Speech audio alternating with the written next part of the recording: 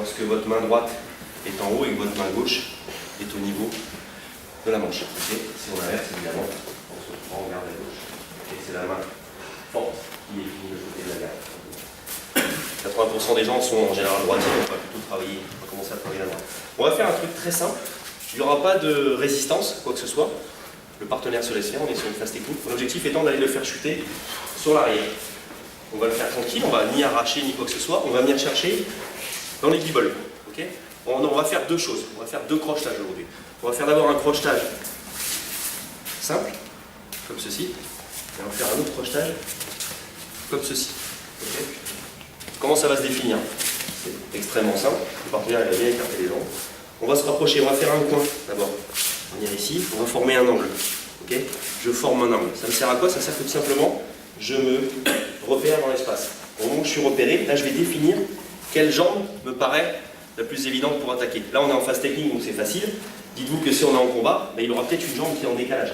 Donc je vais me rapprocher, je vais plutôt venir chercher celle qui est la plus proche. Okay. Si par contre, au moment où je viens de tirer sur la manche, elle est là, je vais plutôt venir chercher celle-ci évidemment. Je vais éviter d'aller chercher celle qui est la plus loin.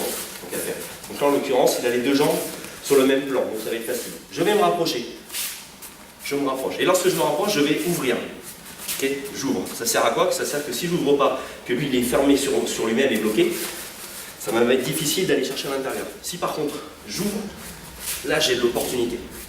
Okay. Donc je vais ouvrir et je vais me rapprocher. Je vais ouvrir, je vais me rapprocher.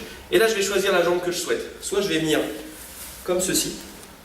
Je vais faire un demi-cercle, c'est-à-dire que je vais poser au sol, mon pied va se mettre en pointe et je vais venir faire ceci. Comme ceci. Okay. Soit je vais faire sur l'autre pied, je m'avance, j'ouvre, je vais venir crocheter directement. Okay. Pour bien réussir, mon pied il va se mettre derrière et à plat.